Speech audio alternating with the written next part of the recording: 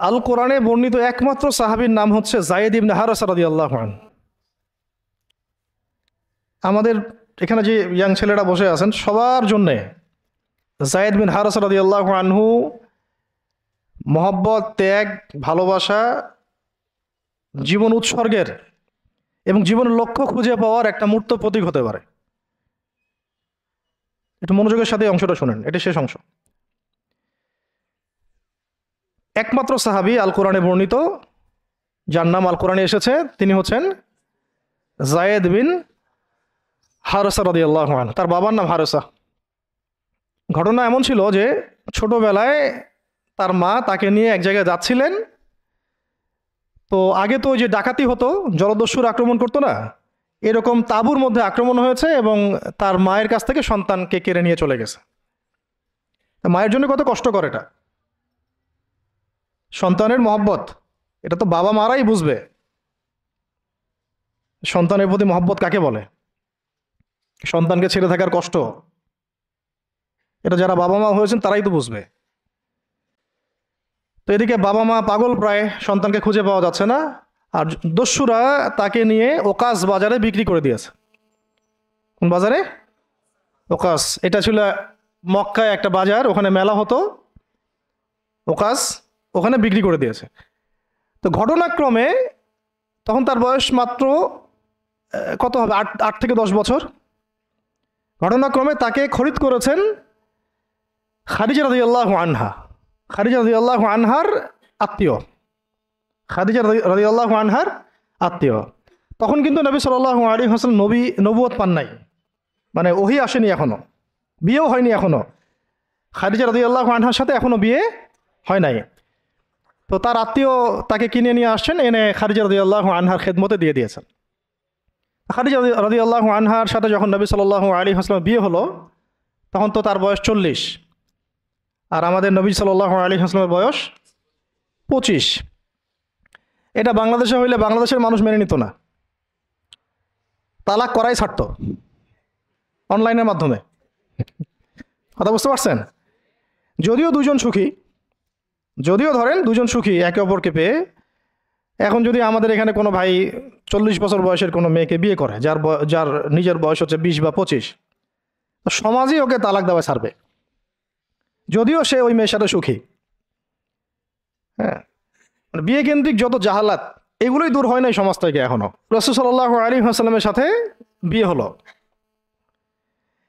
বিয়ে হওয়ার পরে এমন হয় না যে আপনি কাউকে বিয়ে করেছেন এবং আপনার তাকে খুব পছন্দ হয়েছে, দুজন দুজনকে পেয়ে সন্তুষ্ট আর কি, তেমন আপনি চান না তাকে কিছু হাদিয়া দিতে, হাদিয়া তোহফা দিতে মন চাবে না? হাদিয়া দিয়ে কি আবার কেউ ফেরত নেয়? তো হাদিয়া তোহফা দিতে তো মন চাবে।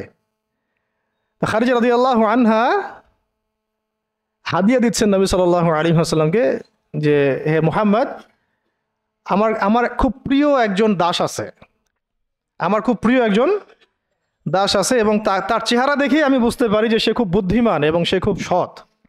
চেহারা দেখলে বোঝা যায় না মানুষের? চেহারা কিন্তু কথা বলে, চেহারাও কথা বলে, তবে দেখার চোখ থাকতে হবে, দেখার মতো চোখ থাকতে হবে। গুনাহের চোখ দিয়ে তো কারো চেহারা পড়ার সুযোগই নাই। যেমন আনাস রাদিয়াল্লাহু আনহু, তার জন্য নবী সাল্লাল্লাহু আলাইহি ওয়াসাল্লাম দোয়া করে দিয়েছিলেন না? তার মা দেখেই চিনে ফেলছেন যে হ্যাঁ উনি শেষ নবী, এই চেহারা কোনো মিথ্যাবাদীর চেহারা না, এরকম করে কথা বলা হচ্ছে। ইয়া রাসূলুল্লাহ, আমার ছেলের জন্য দোয়া করে দেন। আব্দুল্লাহ বিন সালাম রাদিয়াল্লাহু আনহু ইহুদি ছিলেন, যখন নবীজি মদিনায় গিয়েছেন তার চেহারা দেখেই তিনি বুঝে ফেলছেন যে তিনি শেষ নবী, এই চেহারা কোনো মিথ্যাবাদীর চেহারা হতে পারে না। তো ওই চোখ থাকতে হবে এবং ওই কলব থাকতে হবে পড়ার জন্যে। তো খাদিজা রাদিয়াল্লাহু আনহা হাদিয়া দিয়েছেন যে আমার খুব প্রিয় একজন দাস আছে যায়েদ। তো নবী সাল্লাল্লাহু আলাইহি ওয়াসাল্লাম এটাকে গ্রহণ করেছেন, হাদিয়া গ্রহণ করে তিনি দেখেন যায়েদ বিন হারেসা রাদিয়াল্লাহু আনহুর তাকদীরটা কেমন হলো। স্থলদস্যুদের হাত থেকে ওকাস বাজার থেকে চলে আসলো কোথায়? খাদিজা রাদিয়াল্লাহু আনহার বাসা, সেখান থেকে নবী সাল্লাল্লাহু আলাইহি ওয়াসাল্লামের সোহবতে। চিন্তা করা যায়? এই তাকদীর তো ইউসুফ আলাইহিস সালামের চেয়েও কম সৌভাগ্যের না। ইউসুফ আলাইহিস সালামের কি হয়েছে? ভাইয়ের ষড়যন্ত্র, সেখান থেকে কূপ, কূপ থেকে রাজপ্রাসাদ, সেখান থেকে জেল, জেল থেকে আবার রাজপ্রাসাদ। তারপরে তো পুরো মিশরের বড় একটা অংশের রাজনৈতিক দায়িত্ব, এবং সেখান থেকেই বনু ইসরাইল পরে আবার মিশরে আসলো। ওটা অন্য একদিন আলোচনা করবো ইনশাআল্লাহ। তো এখানে যায়েদ ইবনে হারেসা রাদিয়াল্লাহু আনহার তাকদীর কেমন? অনন্য সাধারণ, এত এত চমৎকার যে এটা তো ঈর্ষণীয়।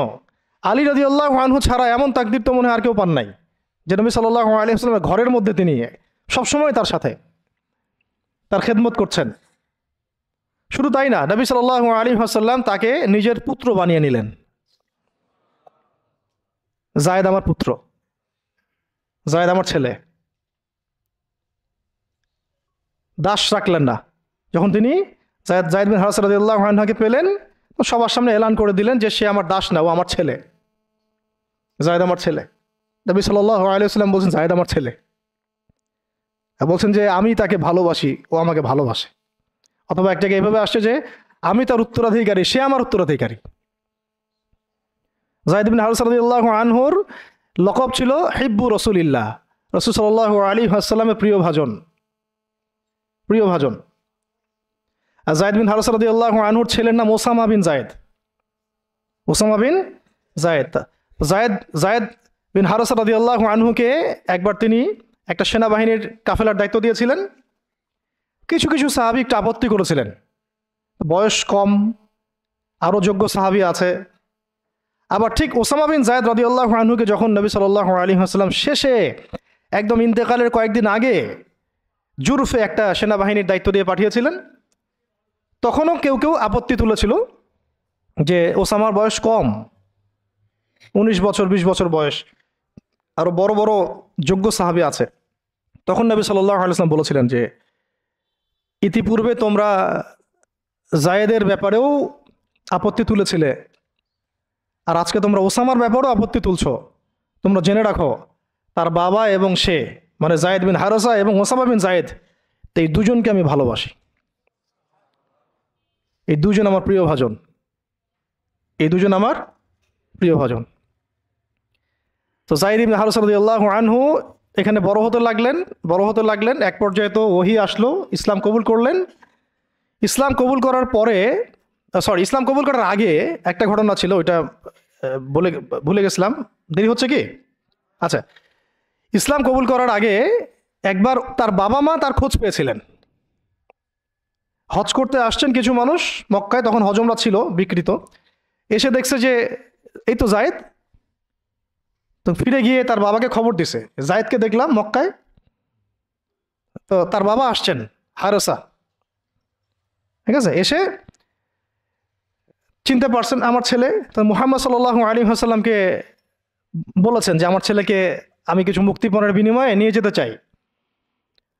তো নবী সাল্লাল্লাহু আলাইহি ওয়াসাল্লাম বলেছেন ঠিক আছে, মুক্তিপণ লাগবে না, আমি আপনাদেরকে আরও সহজ একটা অপশন দিচ্ছি। আপনার ছেলেকে ডাকি, সে যদি আপনাদের সাথে যেতে চায় তাহলে কোনো টাকা পয়সা লাগবে না, এমনি নিয়ে যাবেন। যদি যেতে না চায় তাহলে আমার কিছু করার নেই। তখন তার বাবার সামনে তার ছেলেকে আনা হলো, বলা হলো যে ওনাদেরকে চিনতে পারো? হ্যাঁ, উনি আমার বাবা হারেসা, উনি আমার চাচা, উনি আমার মামা, এভাবে বলছেন। তো তার বাবা বলছেন যে আমার সাথে চলো বাসায়। সরাসরি বাবাকে বলে দিলেন যে আমি আপনার সাথে যেতে পারবো না, আমি মুহাম্মদ সাল্লাল্লাহু আলাইহি ওয়াসাল্লামের সাথে থাকতে চাই। তো বাবা বলছে এ কেমন কথা? নিজের বাবার সাথে যাবা না, নিজের বাবার পরিবারে যাবা না, বাবার ঘরে যাবা না, উনি তো তোমার আপন কেউ না। যায়েদ ইবনে হারেসা রাদিয়াল্লাহু আনহু বলছেন যে আমি তার মধ্যে এমন কিছু দেখেছি যে আপনারা কেউ দেখতে পারবেন না।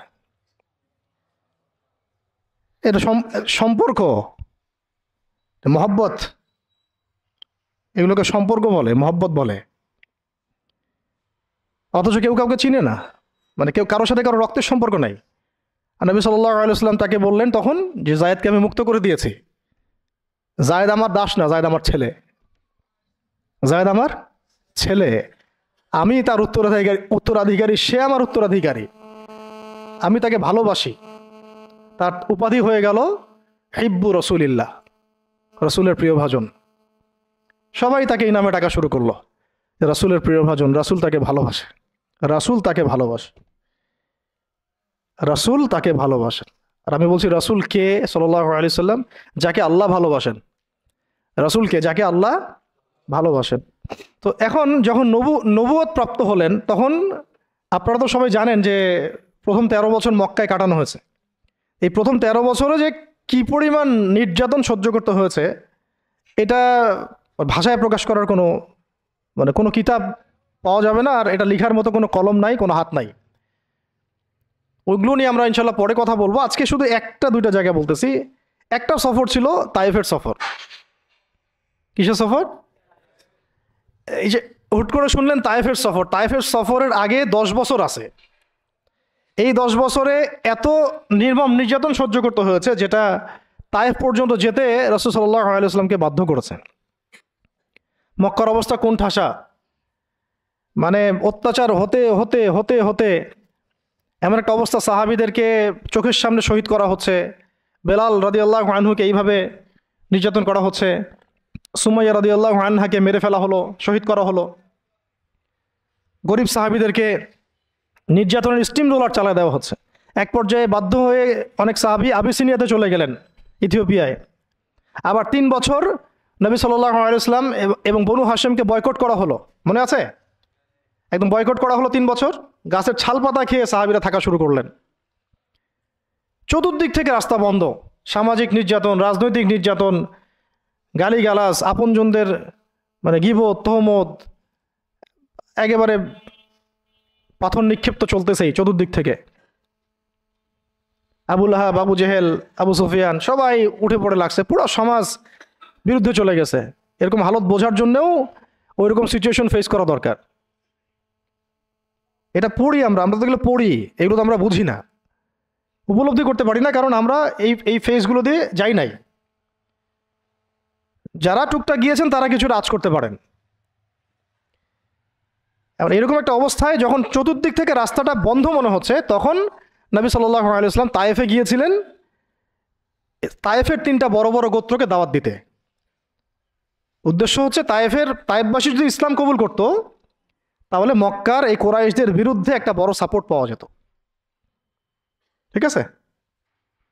এটা কিন্তু একটা হিজরতও, এটাও কিন্তু একটা হিজরত। এর আগে একটা হিজরত হয়েছে আবিসিনিয়াতে, তায়েফেও। এটাতে ওই সাফল্যটা আসে নাই, তায়েফবাসী ইসলাম কবুল করে নাই। পরবর্তীতে আল্লাহ পাক মদিনাবাসীকে কবুল করেছেন। ওগুলো আমরা পরে আস্তে আস্তে আলোচনা আনবো ইনশাআল্লাহ। আজকে শুধু এতটুকু বলছি তায়েফের কথাটা। এইখানে সময়টা চিন্তা করবেন, সময়টা ছিল জুন জুলাই মাস, জুন বা জুলাই মাসের মতো অবস্থা।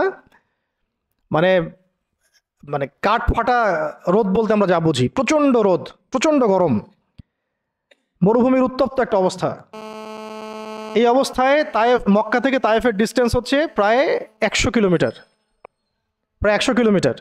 যারা তায়েফে গিয়েছেন তারা হয়তো জানবেন, এটা পাহাড়, মাটির নিচ থেকে তায়েফ শহরটা দেখা যায়। এই যে পাহাড়ের গা বেয়ে যে উঠতে হয়, এখন তো গাড়ি আসছে, গাড়ির যুগ, এই গাড়ি দিয়ে উঠতেও এই নিচ থেকে উপর পর্যন্ত 40 কিলোমিটার, পাহাড়ের গা বেয়েই 40 কিলোমিটার রাস্তা এইভাবে সফর করে করে করে করে তায়েফের শহরের উপরে পৌঁছাতে হয়। এই কাজটা নবী সাল্লাল্লাহু আলাইহি ওয়াসাল্লাম তার সময় করেছেন পায়ে হেঁটে, তাও জুন জুলাই মাসের মতো উত্তপ্ত অবস্থায়, গরমের অবস্থায়। এবং এই সফরে নবী সাল্লাল্লাহু আলাইহি ওয়াসাল্লামের সাথে মাত্র একজন সাহাবী ছিলেন। সেই সাহাবীর নাম যায়েদ ইবনে হারেসা রাদিয়াল্লাহু আনহু, আর কেউ না, রাসূলের প্রিয় ভাজন। তাহলে বুঝতে পারছেন কত কত কাছের সম্পর্ক। আর কেউ না, কোনো সাহাবী না, যায়েদ ইবনে হারেসা রাদিয়াল্লাহু আনহু। ঠিক যেমন গারে সাওরে কেউ নাই, কোনো সাহাবী নাই, কে আছেন? আবু বকর রাদিয়াল্লাহু আনহু। আয়েশা রাদিয়াল্লাহু আনহা বলতেন মাঝে মাঝে যে যদি রাসূল সাল্লাল্লাহু আলাইহি ওয়াসাল্লাম জীবিত থাকতেন, তাহলে যায়েদ ইবনে হারেসা রাদিয়াল্লাহু আনহুকে মনে হয় তিনি তার পরবর্তী স্থলাভিষিক্ত হিসেবেই ঘোষণা করে দিয়ে যেতেন। এত ভালোবাসতেন তিনি তাকে, মনে হতো যেন যায়েদ বিন হারেসা রাদিয়াল্লাহু আনহুকে তিনি পরবর্তী স্থলাভিষিক্ত করে দিয়ে যাবেন, এত ভালোবাসতেন। যখন যায়েদ বিন হারেসা কোনো সফর থেকে ফিরত, আমি, আয়েশা রাদিয়াল্লাহু আনহা বলছেন, আমি রাসূল সাল্লাল্লাহু আলাইহি ওয়াসাল্লামকে এত, মানে কি একটা বলছে গ্রিটিংস বলি না আমরা, অভিবাদন, এত ব্যস্ত হয়ে অস্থির হয়ে আলিঙ্গন করতে দেখি নাই যেমনটা যায়েদ বিন হারেসার ক্ষেত্রে তিনি করতেন। বহু সফরে তিনি তাকে পাঠিয়েছেন, সারিয়া অভিযানে। সারিয়া মানে যে সফরগুলোতে আমাদের নবীজি নিজে যান নাই, কিন্তু সাহাবীদেরকে পাঠিয়েছেন কোনো সামরিক অভিযান, এটাকে বলা হয় সারিয়া। আর গাজওয়া হচ্ছে এমন যুদ্ধ যেখানে নবীজি নিজে গিয়েছেন, অ্যাজ এ কমান্ডার উপস্থিত ছিলেন। তো একবার একটা সফর থেকে যায়েদ ইবনে হারেসা রাদিয়াল্লাহু আনহু এসেছেন। আয়েশা রাদিয়াল্লাহু আনহা বলছেন তার গায়ে, আমাদের নবীজির গায়ে সতরটা কোনো রকম ঢাকা ছিল, উপরের পোশাক নাই, মানে গায়ের উপরের পোশাকটা তিনি পরেনি নাই। এই অবস্থাতে তিনি আয়েশা রাদিয়াল্লাহু আনহার ঘরে ছিলেন। ওইখানে এসে যায়েদ ইবনে হারেসা রাদিয়াল্লাহু আনহু নক করেছেন দরজায়। ওই অবস্থায় তিনি উঠে গিয়ে যায়েদ ইবনে হারেসা রাদিয়াল্লাহু আনহুকে আলিঙ্গন করা শুরু করলেন, কপালে চুমু দেওয়া শুরু করলেন যে আমার প্রিয় ভাজন আসছে। ওই সাহাবীকে সাথে নিয়ে তিনি সফর করছেন তায়েফে। তায়েফে যাওয়ার পরে 3টা গোত্রনেতা ছিল ওখানে। অনেক বড় কথা, তো আমি অল্প করে বলছি সময় সংক্ষিপ্ততার কারণে। একটা গোত্রনেতার নাম হচ্ছে আব্দে ইয়ালাইল। এর আন্ডারে বহু মানুষ ছিল। যদি সে ইসলাম কবুল করতো তাহলে ওই সবাই ইসলাম কবুল করত, সে করে নাই। একটা গোত্রনেতার নাম ছিল আব্দে মাসউদ। তার আন্ডারে বহু মানুষ ছিল এবং ধনী ধনী বড় বড় ধনী ব্যবসায়ী, রাজনীতিবিদ, সে ইসলাম কবুল করে নাই। আরেকটা লোক ছিল, তার নাম হাবিব বিন আমর, এই 3 নাম্বার গোত্রনেতা। তো সেও ইসলাম কবুল করে নাই। ইসলাম কবুল না করার কারণে এই 3টা গোত্রনেতার কাছ থেকে, আপনারা কি মনে করেছেন একদিন দাওয়াত দেওয়া হয়েছে? প্রায় 1 মাস নবী সাল্লাল্লাহু আলাইহি ওয়াসাল্লাম এই তায়েফের এই ময়দানে ছিলেন, দাওয়াতের ময়দানে। কোনো কিতাবে আসছে 10 দিন, কোনো কিতাবে আসছে 15 দিন, 17 দিন, কিন্তু অ্যাপ্রক্সিমেটলি 1 মাস, এটা বিভিন্ন সিরাতের কিতাবে আসছে। এই 1টা মাস তায়েফে থাকা, খাওয়া দাওয়া তো আল্লাহ ভালো জানেন কি হয়েছে। তার সাথে একজন মাত্র সাহাবী, দরজায় দরজায় দাওয়াত দেয়া, এবং সবাই দাওয়াত রিফিউজ করলো। বড় বড় 3টা গোত্রনেতাও রিফিউজ করে দিল। শুধু যে রিফিউজ করলো তা না, বরং এমন টিটকারি শুরু করলো, এমন ব্যঙ্গাত্মক আচরণ শুরু করলো যে শেষ পর্যন্ত ওই এলাকার যত ছোকরা ছিল, যুবক, তরুণ, কিশোর, কিশোরী বেশি আসছে বর্ণনায়, এদেরকে লেলিয়ে দেওয়া হলো, সবার হাতে পাথর উঠিয়ে দেওয়া হলো যে এই ব্যক্তি মাজনুন, নাউযুবিল্লাহি মিন যালিক। মাজনুন মানে পাগল, এই ব্যক্তি কাযযাব, এই ব্যক্তি মিথ্যাবাদী, এই ব্যক্তি সাহের, এই ব্যক্তি জাদুকর। কাকে বলা হচ্ছে? সবাই মিলে পাথর মারো তাকে, নাউযুবিল্লাহি মিন যালিক। দৃশ্যটা একটু চিন্তা করেন। 10 বছর মক্কায় দাওয়াত দেওয়ার পর চতুর্দিক থেকে কুরাইশদের নির্যাতন, নিপীড়ন, শারীরিকভাবে, মানসিকভাবে, আত্মিকভাবে, সামাজিক বয়কট, 3 বছর গাছের ছালপাতা খেয়ে পাহাড়ের পাদতলে জীবন কাটানো বনু হাশেমের। আবার আমুল হুজনও হয়ে গেছে। ওই একই বছরে কয়েকদিনের মধ্যেই চাচা আবু তালেবও ইন্তেকাল করেছেন, খাদিজা রাদিয়াল্লাহু আনহাও ইন্তেকাল করেছেন। কি অবস্থা, কি অবস্থা ওই সময় চিন্তা করে, কি কষ্টের সময়, কীরকম কষ্টের সময়। আমরা তো উপলব্ধি করতে পারবো না। আমরা তো গাজাবাসীর কষ্ট উপলব্ধি করতে পারি না, রাসূলুল্লাহ সাহাবীদের কষ্ট কি উপলব্ধি করতে পারবো? এই অবস্থায় আশার আলো নিয়ে তায়েফে যাওয়া, সেখানে গিয়ে যে 1 মাস এই মেহনত করার পর এই অবস্থা, সমস্ত ছোকরাটা পাথর মারা শুরু করলো। কি পাথর মারার সেই গতি, যেখানে পাথর মারা হয়েছে ওই জায়গা আমরা দেখে আসছি আলহামদুলিল্লাহ। কি পাথর মারার গতি, এমন পাথর মারা হচ্ছিল যে রাসূল সাল্লাল্লাহু আলাইহি ওয়াসাল্লামের মানে গায়ে লেগে রক্ত বের হতে হতে সেই রক্ত দিয়ে পায়ের যে জুতাটা আছে এই জুতাটা আটকে গেছে, এইভাবে জুতা খোলা যাচ্ছে না। রাসূলুল্লাহ সাল্লাল্লাহু আলাইহি ওয়াসাল্লাম পা থেকে জুতা খোলা যাচ্ছে না, রক্তে আটকে গেছে। আর মানুষ বলছে পাগল, মিথ্যাবাদী, হ্যাঁ, জাদুকর, জিনে আসর করছে, মানুষ বলতেছে এগুলা। রাজনৈতিক ক্ষমতা চায় মনে হয়, হ্যাঁ, অর্থ চায় মনে হয়, দুনিয়ার জৌলস মনে হয় চায়, আমাদের ঐক্য বিনষ্ট করতে আসছে। মারো একে, মেরে বিদায় করো এখান থেকে। কোন পর্যায়ে গেলে মানুষ এই কাজ করতে পারে? কি পরিমাণ ক্ষোভ থাকলে মানুষ এই কাজটা করতে পারে? আর কার এগেনস্টে করছে? আল্লাহর প্রিয় হাবিব, যার জন্য আল্লাহ পাক ফিরদাউস রেখেছেন, মাকামে মাহমুদ রেখেছেন, যার সুপারিশ ছাড়া আমরা মনে হয় না জান্নাতে কেউ যেতে পারবো, অসম্ভব। যার সুপারিশ ছাড়া বিচার শুরুই হবে না কিয়ামতের মাঠে, হিসাব নিকাশ শুরুই হবে না, জান্নাত তো বহু দূরের কথা। জান্নাতের দরজাও খোলা হবে না যিনি আগে না ঢোকা পর্যন্ত। তাকে মানুষ সেভাবে মারা শুরু করলো,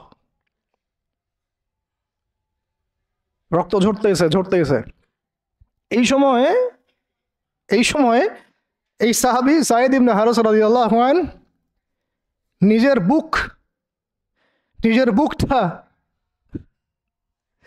বুকটা নবী সাল্লাল্লাহু আলাইহি ওয়াসাল্লামের সামনে এইভাবে দিয়েছেন যে যতগুলো পাথর আসবে আমার গায়ে যেন লাগে, আমার নবীর গায়ে না লাগে। বুক যখন থেতলায় গেছে তখন পিঠ দিয়ে দিয়েছেন, ইয়া রাসূলুল্লাহ আপনার গায়ে একটা পাথর যেন না লাগে, আমার পিঠে লাগুক। এই সময়টা চিন্তা করেন, সাহাবীর কথা চিন্তা করেন, তাদের ত্যাগ তিতিক্ষার কথা চিন্তা করেন, ওই সময়ের সবরের কথা চিন্তা করেন। আর তায়েফবাসী নবী সাল্লাল্লাহু আলাইহি ওয়াসাল্লামের আপনজন ছিল। তায়েফের গোত্রে নবী সাল্লাল্লাহু আলাইহি ওয়াসাল্লামের দুধ পান করানো হয়েছিল, হালিমা সাঈদার গোত্র এটা। দূরের মানুষ আপনাকে যখন ভালো মন্দ বলবে আপনার অতটা কষ্ট হবে না যতটা আপনার কাছের মানুষ আপনাকে ভালো মন্দ বললে কষ্ট হবে। যখন আপনার প্রিয় মানুষেরা আপনাকে পাথর ছুড়বে, এই পাথরের আঘাত সহ্য করা এত সহজ না। কাফেররা, ফাসেকরা, জালেমরা, মুশরিক, মুনাফিকরা পাথর ছুড়বে, সেই পাথর আপনি সৌভাগ্যের সাথে বরণ করতে পারেন, সে রক্তক্ষরণে আপনার কষ্ট হবে না। প্রিয় মানুষদের দেওয়া অপবাদ, মিথ্যাচার, গীবত, তহমত, পাথর আপনাকে এত কষ্ট দিবে, এই কষ্টের লোড আপনি সহ্য করতে পারবেন না। আর যদি আল্লাহ পাক আপনাকে সহ্য করার ক্ষমতা দিয়ে দেন, ইনশাআল্লাহ আপনি এমন ব্যক্তি হবেন যে ব্যক্তির হাতে আল্লাহ রাব্বুল আলামিন ইসলামের ঝান্ডা উঠাই দেবেন ইনশাআল্লাহ। এবং ইনশাআল্লাহ যাকে আল্লাহ রাব্বুল আলামিন পুরো কওমের জন্য কবুল করবেন ইনশাআল্লাহ। এবং পুরো শক্তি আপনার সামনে একদিন না একদিন পরাজয় বরণ করবেই, সময়ের ব্যাপার।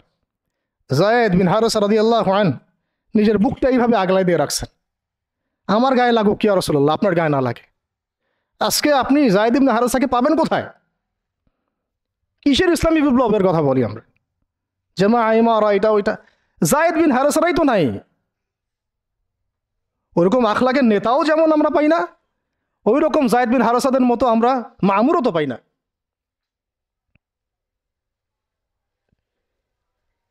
বরং এখন তো এমন যুগ চলতেছে যে মানুষ সামান্য দুনিয়াবী স্বার্থের কারণে, সামান্য দুনিয়াবী স্বার্থ, একটু মোহ, একটু দাম্ভিকতা, একটু অহংকার, একটু জিদ, একটু রাগ, একটু ক্ষোভ ইত্যাদির কারণে মানুষ, নিজের প্রিয় মানুষ আপনাকে মানুষের হাতে উঠাই দিতে পারে। সবাই মিলে তাকে পাথর মারো, আমি তাকায় দেখতেছি। সবাই তাকে পাথর মারো, আমি তাকায় দেখতেছি। যেন নিজের প্রিয় মানুষকে পাথর মারলে এটা দেখলে আপনার মনে আরো শান্তি আসতেছে। কিভাবে আপনি আপনার প্রিয় মানুষকে হাজারো লক্ষ মানুষের হাতে উঠাই দিতে পারেন, যে মানুষটা তাকে ধর্ষণ করবে, ছিঁড়ে খাবে, পাথর মেরে থাতলা করবে, আবার আপনি তাকে মহব্বতের দাবিও করেন? কিসের মহব্বত? মহব্বত কাকে বলে? মহব্বত তো এইটা যেটা যায়েদ ইবনে হারেসা রাদিয়াল্লাহু আনহু করেছে। এটা কি মহব্বত না? এইরকম মহব্বতের নিদর্শন কি আমাদের মধ্যে আছে? কাকে মহব্বত বলা হয় আসলে? আপনারা দৃশ্যটা চিন্তা করেন, এগুলো সিরাতের কিতাবে মওজুদ, পড়েন। নিজের বুকটা তিনি আগলায় দিয়ে রাখছেন। ঠিক এরকমই উহুদের মাঠেও নিজের বুক আগলায় দিয়ে রাখছেন তালহা রাদিয়াল্লাহু আনহু। দূর থেকে একটার পর একটা তীর আসতেছে, ওনার গায়ে লাগতেছে। তীরের আঘাত কি চারটাখানি কথা? সাদ বিন আবি ওয়াক্কাস রাদিয়াল্লাহু আনহু পিঠ দিয়ে রাখছেন, ইয়া রাসূলুল্লাহ আপনার গায়ে যেন না লাগে। তোমরা জীবন্ত শহীদ দেখতে চাও, তালহাকে দেখো। 70-এর বেশি আঘাত তার গায়ে ছিল উহুদের দিন। সাদ বিন আবি ওয়াক্কাস রাদিয়াল্লাহু আনহুকে নবীজি বলছেন যে, হে সাদ, তীর ছুঁড়ো, তোমার জন্যে আমার পিতামাতা কুরবান হয়ে যাক। কোনো সাহাবীর জন্য নবীজি এমন কথা বলেন নাই যে তোমার জন্য আমার পিতামাতা কুরবান হয়ে যাক। এবং সাহাবীরা বলতেন, ইয়া রাসূলুল্লাহ, আপনার জন্য আমার পিতামাতা কুরবান হয়ে যাক। একমাত্র সাহাবী সাদ বিন আবি ওয়াক্কাস রাদিয়াল্লাহু আনহুর জন্য নবী সাল্লাল্লাহু আলাইহি ওয়াসাল্লাম এই কথা বলেছেন। ওই ময়দানে উম্মে ওমারাও ছিলেন, মহিলা সাহাবী, অনবরত তীর ছুঁড়েছেন রাসূলের গায়ে যেন আঘাত না লাগে। ওই ময়দানে হানজালা ছিলেন, ছুটতে ছুটতে আবু সুফিয়ান পর্যন্ত পৌঁছে গিয়েছেন। ওই অবস্থায় তার শাহাদাত হয়ে গেছে, তাকে মারতে পারেন নাই, উল্টা তার গায়ে আঘাত লেগে গেছিল। গাসাসুল মালাইকা, শহীদ হওয়ার পরে দেখা যায় তার দেহটা মাটি থেকে উপরে উঠে আসে আর দেহ থেকে পানি ঝরতেছে। নবীজি জিজ্ঞাসা করা হলো তার এই হালত কেন? নবী সাল্লাল্লাহু আলাইহি ওয়াসাল্লাম বললেন যে গত রাত্রে স্ত্রীর সাথে ছিল সে, জিহাদের ডাক আসছে, ওই বিছানা থেকে চলে আসছে, বেচারা বিছানা থেকে এখানে চলে আসছে। হানজালা রাদিয়াল্লাহু আনহু শহীদ হয়ে গেছে, ফেরেশতারা তাকে গোসল দিচ্ছেন, এই যে পানি দেখা যাচ্ছে। ওই মাঠে সাদ বিন রবি রাদিয়াল্লাহু আনহু ছিলেন, একদম শেষ নিঃশ্বাস যাচ্ছে তার অবস্থা। আমাদের নবীজি বললেন, সাদ বিন রবিকে খুঁজে বের করো, সে আমার প্রিয় ভাজন, তাকে খুঁজে বের করো।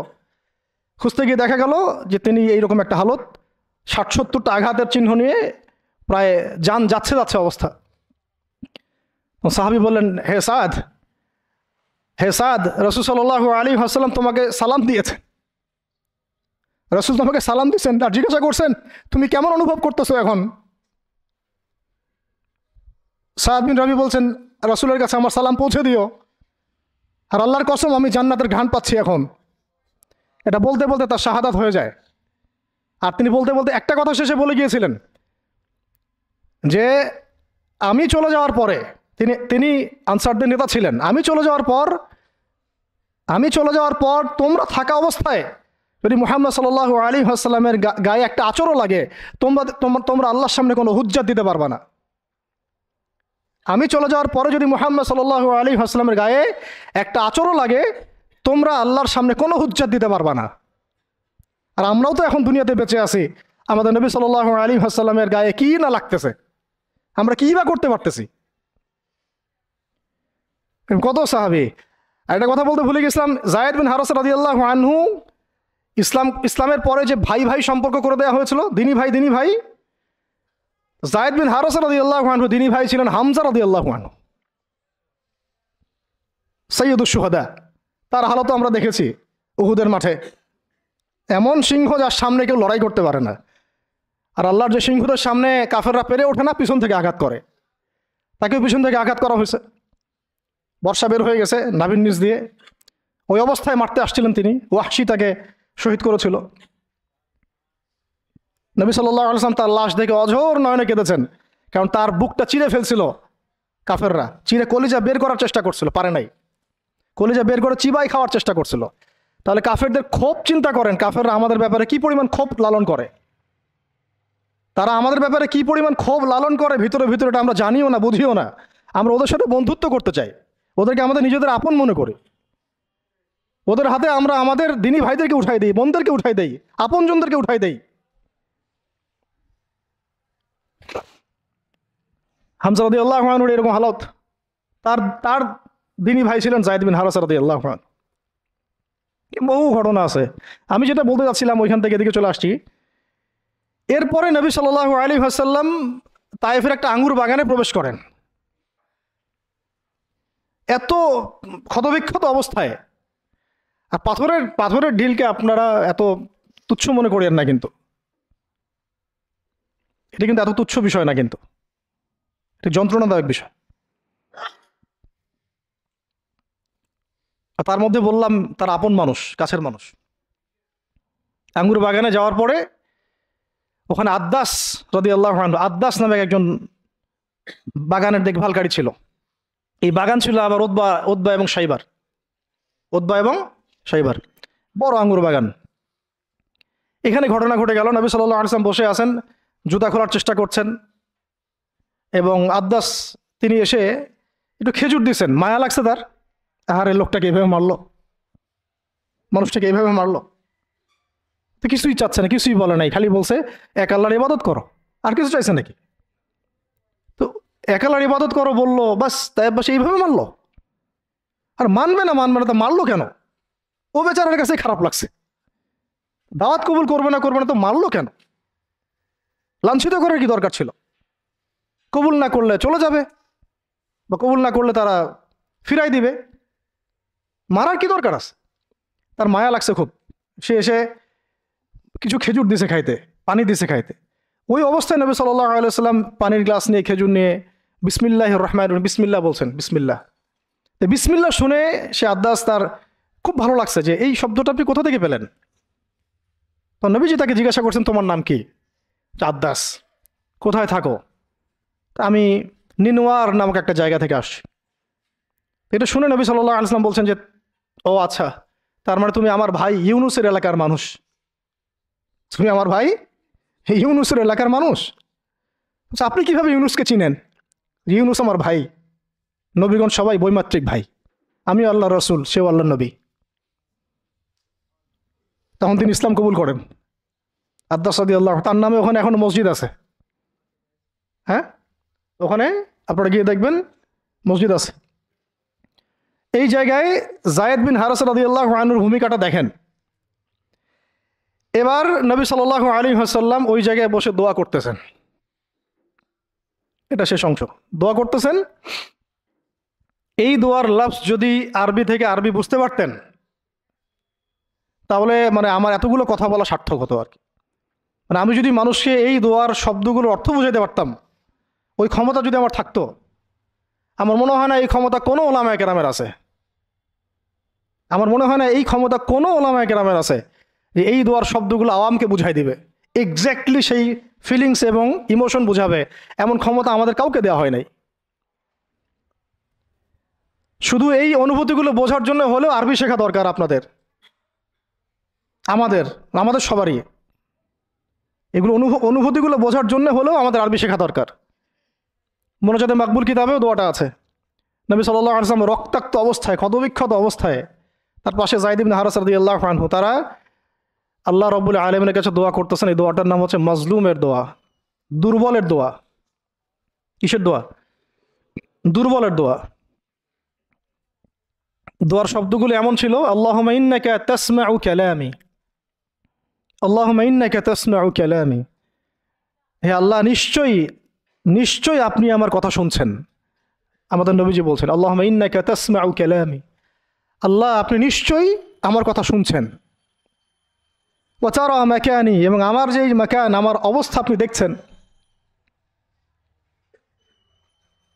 ওয়া তা'লামু সিররি ওয়া আলানিয়াতি, আল্লাহ আপনি আমার বাহিরের অবস্থাও জানেন, ভিতরের অবস্থাও জানেন। আমার বাহিরের হালতও আপনি জানেন, ভিতরের হালতও আপনি জানেন, প্রকাশ্য অবস্থা আপনি জানেন, গোপন অবস্থা আপনি জানেন। তা'লামু সিররি ওয়া আলানিয়াতি লা ইয়াখফা আলাইকা শাইউম মিন আমরি, আমার কোনো কাজই আপনার কাছে গোপন না। আসলে আমার কি হালত, কি অবস্থা, আমার উপর দিয়ে কি গেছে, কি গেল, কি প্রকাশ্য, কি গোপন, কি সত্য, কি মিথ্যা, আল্লাহ আপনি সব জানেন। বলা কথা না বলা কথা সব আপনি জানেন। তা'লামু সিররি ওয়া আলানিয়াতি লা ইয়াখফা আলাইকা শাইউম মিন আমরি। এরপরে নবীজি বলছেন, ওয়া আনাল বাইসুল ফকিরুল মুস্তাগীসুল মুস্তাজির আল ওয়াজিলুল মুশফিকুল মুকির আল মু'তারিফু বিযামবি। এক একটা শব্দ কিভাবে বোঝাবো আপনাদেরকে, আমার কাছে ভাষা নাই। আল্লাহ আমি দুর্দশাগ্রস্ত, আমি ফকির, আমি জিল্লতির শিকার, আমার অপরাধ আমি চিনতে পেরেছি। মানে এমন এমন শব্দ যেটা একজন নবী ছাড়া কারো মুখ দিয়ে বের হওয়া সম্ভব না, এমন এমন শব্দ যেটা ওহী ছাড়া সম্ভব না। আসআলুকা মাসআলাতাল মিসকিন, মিসকিনরা যেভাবে তোমার কাছে চায় আল্লাহ, আমি সেভাবে তোমার কাছে চাচ্ছি। ওয়া আবতাহিলু ইলাইকা ইবতিহাল আল মুযনিবিয যালিল, একজন মানুষকে যখন অপদস্থ লাঞ্ছিত করা হচ্ছে, সেই মানুষ যেভাবে আপনার কাছে চায়, আমি সেইভাবে আপনার কাছে চাচ্ছি।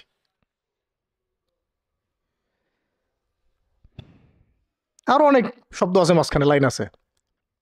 একটা জায়গায় আছে অনেক বড় দোয়া, আল্লাহুম্মা ইয়া খায়রাল মাসউলিন ইয়া খায়রাল মুতিন ইলাইকা আশকু দুআফা কুওয়াতি।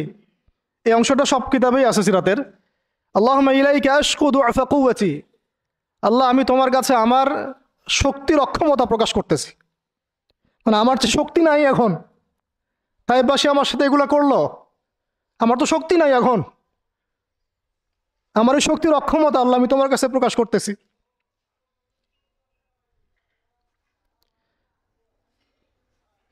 ইলাইকা আশকু দুআফা কুওয়াতি, আমার শক্তির যে কুওয়াতের অক্ষমতা, দুর্বলতা আমি তোমার কাছে প্রকাশ করতেছি। ওয়া কিল্লাতা হিলাতি ওয়া কিল্লাতা হিলাতি, এই যে সহনশীলতা, এই সয়ে নেওয়ার যে ক্ষমতার যে ঘাটতি, এগুলো আমি তোমার কাছে পেশ করতেছি। ওয়াহাওয়ানি আলান নাস ওয়াহাওয়ানি আলান নাস, আর এই যে পুরো মানুষ, তায়েফের পুরো মানুষ আমার সাথে যা করলো, তাদের সাথে লড়াই করার যে আমার অক্ষমতা, বা তাদেরকে বুঝানোর যে অক্ষমতা আমার, তাদেরকে যে আমি বুঝাতে পারতেছি না, এটা যে আমার অক্ষমতা, এই হালত আমি তোমার কাছে পেশ করতেছি। আল্লাহুম্মা ইলাইকা আশকু দুআফা কুওয়াতি ওয়া কিল্লাতা হিলাতি ওয়া হাওয়ানি আলান নাস। কি শব্দ! বলছি ইলা মান তাকিলুনি, আল্লাহুম্মা ইলা মান তাকিলুনি, আল্লাহ তুমি আমাকে কাদের হাতে ন্যস্ত করলা, আল্লাহ তুমি আমাকে কাদের হাতে ন্যস্ত করলা।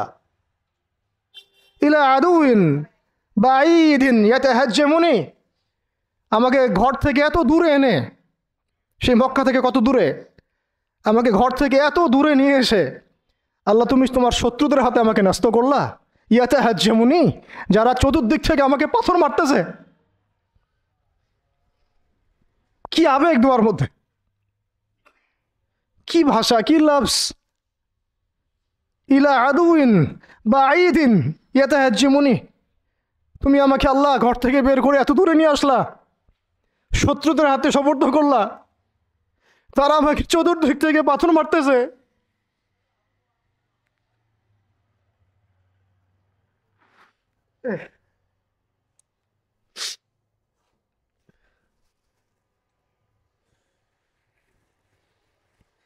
আম্মি লা করিবিন মাল্লাকতাহু আমরি, পরে নবীজি বলছেন আম্মি লা করিব, নাকি আমাকে কাছের মানুষদের হাতে নিয়ে আসছো আল্লাহ, আল্লাহ তুমি কি আমাকে কাছের মানুষদের হাতে উঠাই দিছ।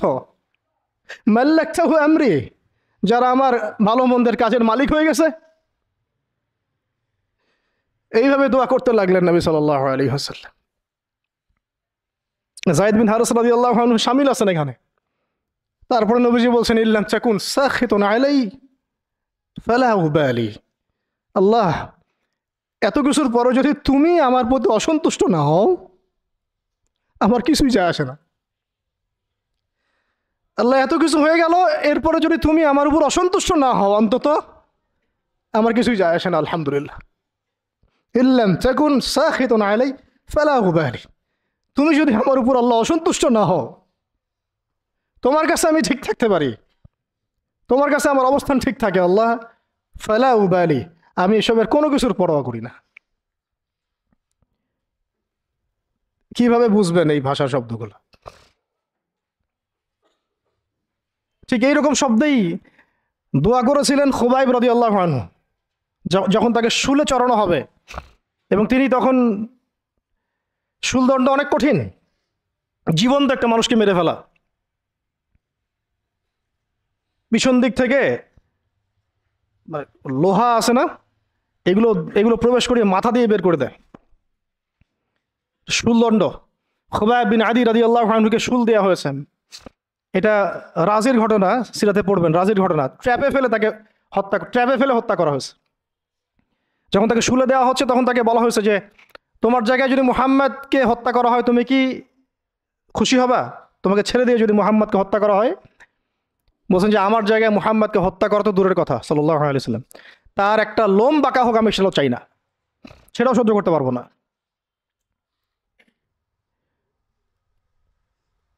এরপর তিনি বলছিলেন, এই যে আমি বললাম ইল্লাম তাকুন সাখিতুন আলাইয়া ফালা উবালি, এরকম দোয়া খুবাইব রাদিয়াল্লাহু আনহু করেছেন। তিনি বলছিলেন তখন, লাস্তু উবালি হিনা উকতালু মুসলিমান, লাস্তু উবালি হিনা উকতালু মুসলিমান, যখন আমাকে মুসলমান হিসেবে শহীদ করে দেওয়া হচ্ছে আমি কোনো পরোয়াই করি না।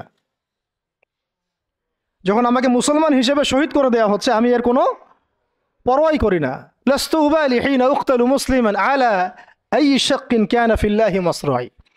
আমাকে হত্যা করার সময় যেদিকেই তোমরা পাশ ফিরাও না কেন, ওই পাশ আল্লাহর জন্যে। ওয়াযালিকা লিলাহ ওয়াযালিকা যাতুল ইলাহি ওয়া ইন ইয়াশা। আর তিনি তো এমন জাতের ইলাহ, এমন ইলাহ, তিনি একজন, আল্লাহর কথা বলা হচ্ছে, তিনি এমন একজন ইলাহ, তিনি যদি চান ইউবারিক আলা ফি কুল্লি শিলউইম মুমাজ্জাহ, তিনি আমার কেটে ফেলা প্রত্যেকটা হাড়ে এবং মাংসে বরকত দিয়ে দিবেন। এইভাবে তাকে হত্যা করা হয়েছে। খুবাইব রাদিয়াল্লাহু আনহু প্রতারণা করে ট্র্যাপে ফেলা হয়েছে। এরকম বীরে মামুনাও ঘটনা ঘটছে, এরকম 70 জন সাহাবীকে ট্র্যাপে ফেলে হত্যা করে দেওয়া হয়েছে। আপনারা সতর্ক থাকবেন। এই ঘটনার পরে বহু ঘটনা হয়েছে, সিরাতে হিজরত হয়েছে। উম্মে আইমান একজন সাহাবী ছিলেন, কি নাম, নবী সাল্লাল্লাহু আলাইহি ওয়াসাল্লামের অনেক প্রিয়ভাজন। তিনি নবী সাল্লাল্লাহু আলাইহি ওয়াসাল্লামকে ভরণ পোষণ মানে লালন পালন করেছেন, কিন্তু তিনি দেখতে কালো ছিলেন। খুব সুন্দরী নারী যেমন এমন না, ঠিক আছে। তিনিও ওই দাসের শ্রেণীর মধ্যেই ছিলেন। তাকে তো সবাই সচরাচর বিয়ে করতে চাচ্ছে না। নবী সাল্লাল্লাহু আলাইহি ওয়াসাল্লাম বলেছিলেন একবার যে তোমাদের মধ্যে কেউ আসো জান্নাতের একটা মেয়েকে বিয়ে করবা? তোমাদের মধ্যে কি এমন কেউ আসো যে জান্নাতি একটা মেয়েকে বিয়ে করবা?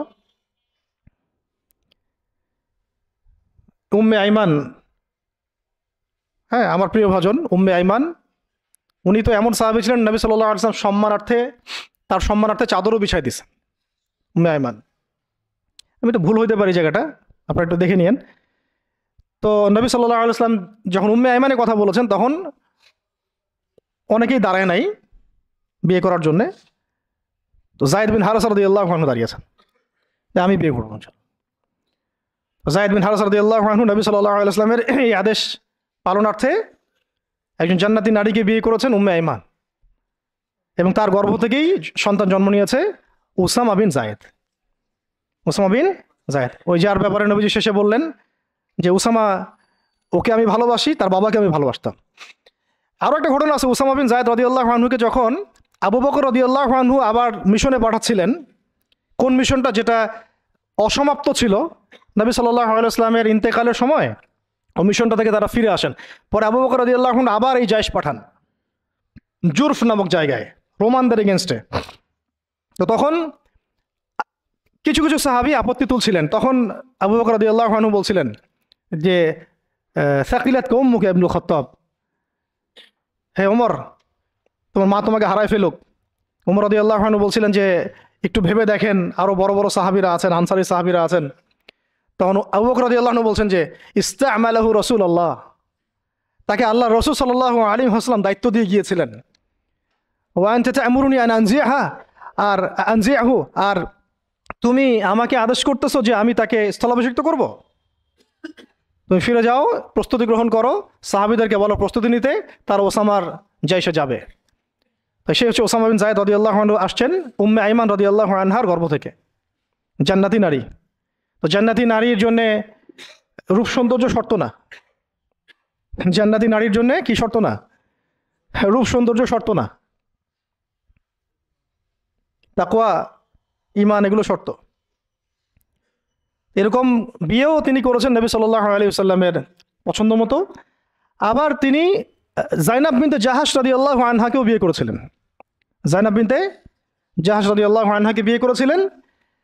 কিন্তু একটু শেষ করে দিচ্ছি, 5 মিনিট, একটু ধৈর্য ধরেন।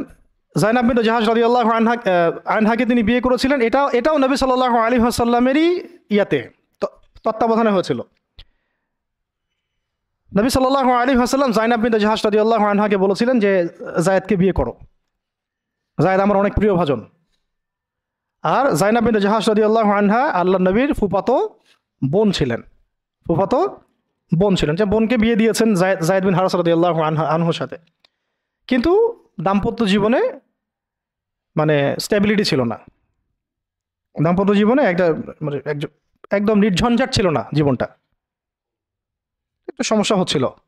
কারণ যায়েদ রাদিয়াল্লাহু আনহু গোত্রগতভাবে কি ছিলেন, দাস, আরবের ট্রেডিশন অনুযায়ী বলছি আর কি, গোত্রগতভাবে নিচু গোত্রের, ওই সেন্সে আর কি, আমরা ইসলামের সেন্সে কথা বলছি না, আরবের ওই যে প্রচলিত যে একটা প্রথা ছিল ওই সেন্সে।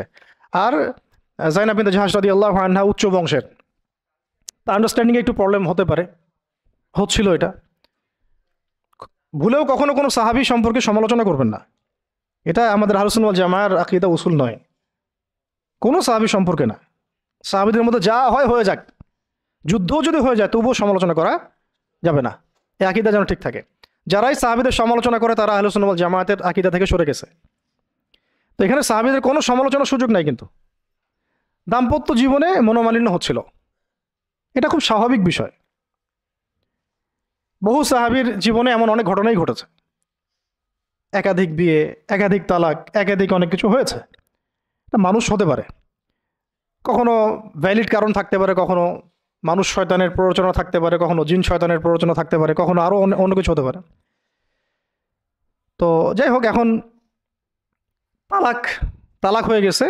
জায়েদ বিন হারিসা রাদিয়াল্লাহু আনহু জাইনাব বিনতে জাহাশ রাদিয়াল্লাহু আনহাকে তালাক দিয়ে দিয়েছে। এরপরে নবী সাল্লাল্লাহু আলাইহি ওয়াসাল্লাম বিয়ে করেছেন জাইনাব বিনতে জাহাশ রাদিয়াল্লাহু আনহাকে। এইটা নিয়ে আরবের মধ্যে একটু কথা ছড়াছড়ি হচ্ছিল যে পালক পুত্রের স্ত্রীকে বিয়ে করেছে, আরবের মানুষ এটা নিয়ে কানাঘোষা করছিল আর কি। তখন আল্লাহ রাব্বুল আলামিন আয়াত নাজিল করেছিলেন, সূরা আহজাবের মধ্যে আছে যে মুহাম্মদ সাল্লাল্লাহু আলাইহি ওয়াসাল্লাম তোমাদের মধ্যে কোনো পুরুষের পিতা নন, মা কানা মুহাম্মাদুন আবা আহাদিম মির রিজালিকুম ওয়ালাকিন রাসূলুল্লাহি ওয়া খাতামান নাবিয়্যিন।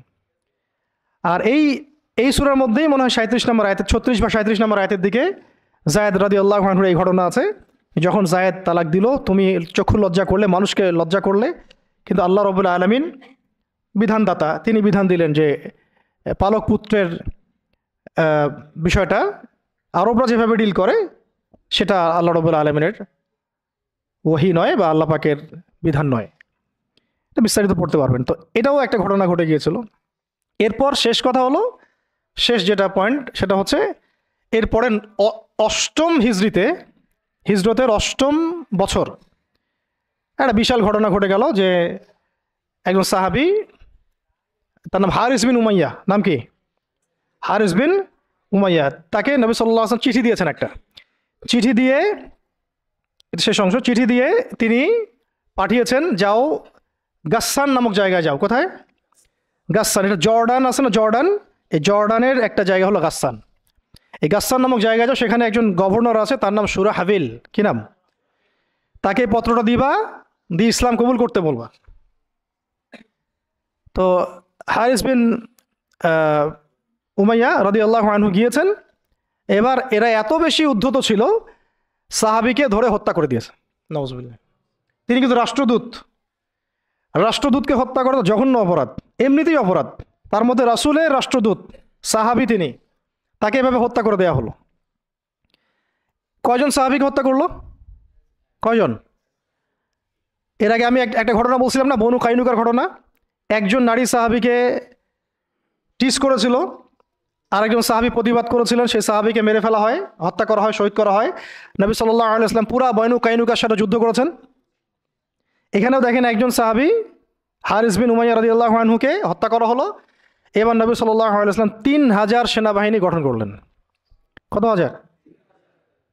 আচ্ছা, এখন শুনেন, আমি একটা দলিল দিতে চাইলাম যে দেখেন, সারা বিশ্বে চায়নার কথা বলেন, সিরিয়ার কথা বলেন, রোহিঙ্গাদের কথা বলেন, আরাকানের কথা বলেন, আপনি কাশ্মীরের কথা বলেন, আফগানের কথা বলেন, তারপরে এই যে আফ্রিকার কন্টিনেন্টের কথা বলেন, আফ্রিকা, মালি, নাইজেরিয়া, সোমালিয়া, আর মধ্যপ্রাচ্যের কথা আর কী বলবো, Yemen, Libya, Jordan, Lebanon, Palestine, Gaza, এই সারা বিশ্বে যত মুসলমান আছে তাদের মধ্যে কত লক্ষ মুসলমানকে হত্যা করার পরেও এই সিদ্ধান্ত এখন উম্মাগতভাবে আমরা নিতে পারি নাই, যেটা নবী সাল্লাল্লাহু আলাইহি ওয়াসাল্লাম বনু কাইনুকার এগেনস্টে নিয়েছিলেন আর এই রোমানদের এগেনস্টে নিয়েছিলেন।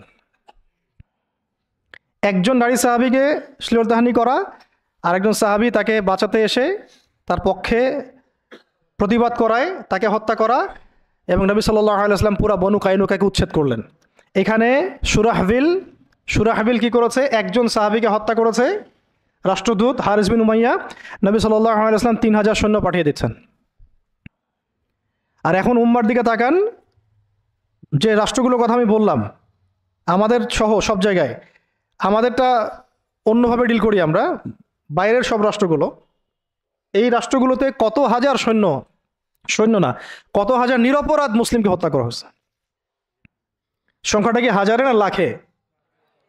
কত হাজার বা লাখ বাচ্চাদেরকে হত্যা করা হয়েছে, কত হাজার বা লাখ মা বোনদেরকে হত্যা এবং ধর্ষণ করা হয়েছে। তারপরে উম্মাগতভাবে আমরা এখন এই সিদ্ধান্তে আসতে পারি নাই, যে সিদ্ধান্ত নবী সাল্লাল্লাহু আলাইহি ওয়াসাল্লাম তাৎক্ষণিক নিয়ে ফেললেন। আমার রাষ্ট্রদূতকে হত্যা করেছে, 3000 সৈন্য রেডি,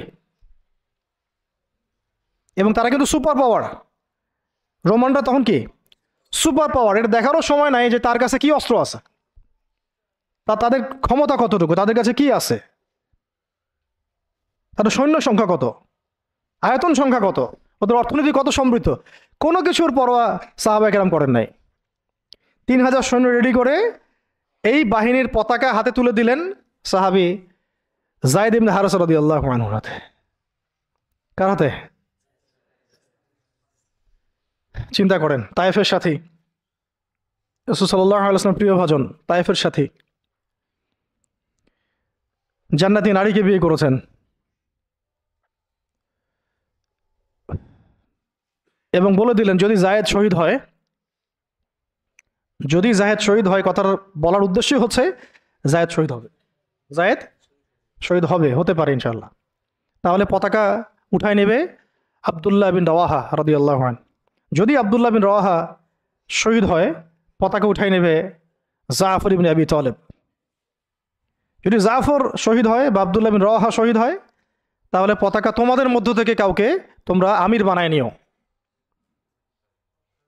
হ্যাঁ, পরে ছিল সেখানে খালিদ বিন ওয়ালিদ রাদিয়াল্লাহু আনহু। তো তিনি তখন নতুন নতুন ইসলাম কবুল করেছেন, তাই সবার আগে তাকে আমির করা হয় নাই।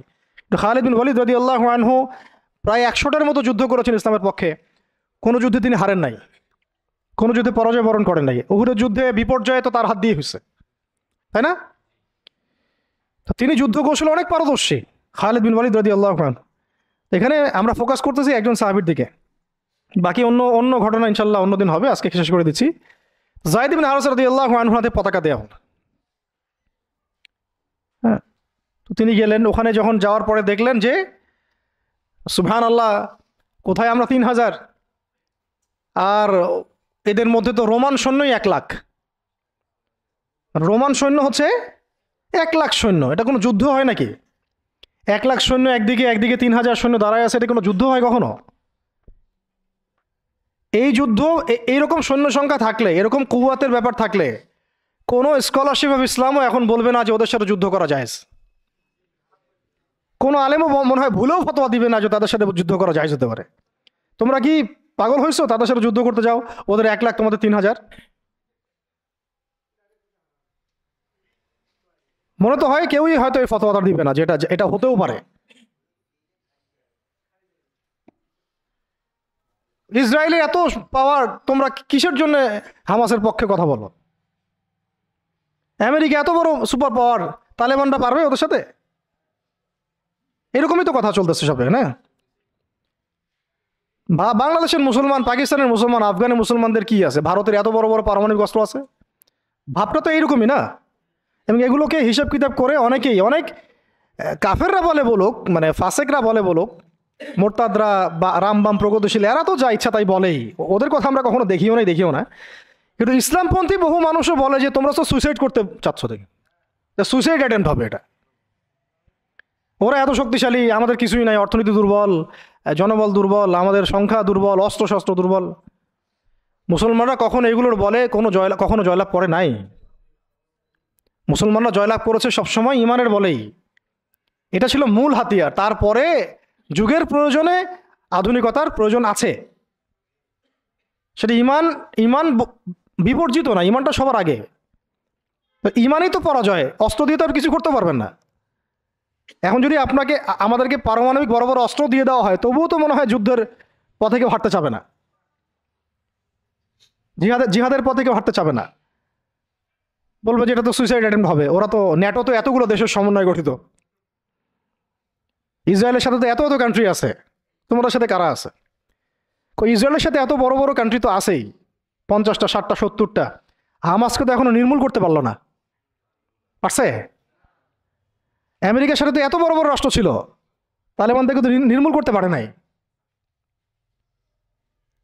তো মিসাল তো এখনো দেখা যায় পৃথিবীর বুকে। তো জাতিগতভাবে আমরা ওই জায়গায় হাঁটতেই পারি নাই, ওই ওই পথে আমরা হাঁটতে পারি নাই। শুধু দাওয়াত দিয়ে সারা বিশ্বে খিলাফা কায়েম হবে না। যারা বলে দাওয়াতই একমাত্র মেহনত, শুধুমাত্র দাওয়াত দিয়ে সারা বিশ্বে খিলাফা কায়েম হবে না, ইসলামী ইমারা কায়েম হবে না। আপনারা 100 বছর দাওয়াত দিতে থাকেন, ইমারা কায়েম হবে না। শুধু দাওয়াত দিয়ে রাসূল সাল্লাল্লাহু আলাইহি ওয়াসাল্লাম একেবারে আরব আজম এইটা জয় করেন নাই। দাওয়াতের সাথে জিহাদও ছিল। হ্যাঁ, এটা আলাদা আলোচনা যে এটা শর্ত কি হবে, প্রস্তুতি কি হবে, উসুল কি হবে, এটা আলোচনা করতে চাইলে আলোচনা হতে পারে। আলোচনার তো জায়গায় রাখেন নাই আপনারা, সব তো বন্ধ, তো দরজাই বন্ধ। বরং এগুলো নিয়ে যারাই 2-4টা কথা বলছে ওরা তো শেষ, সমাজই ওদেরকে মেনে নেয় নাই। ইসলামপন্থী ভাই বোনরাই মেনে নেয় নাই, কাফেররা মানা তো বহু দূরের কথা। কাফেররা তাদের মাথার দাম নির্ধারণ করছে আর কি। কিন্তু আস্তে আস্তে বিশ্ব এদিকে যাবেই, আমরা চাই আর না চাই, আমরা চাই আর না চাই, ওয়ার্ল্ড এদিকে যাবে, আখিরুজ্জামান এদিকেই যেতে থাকবে।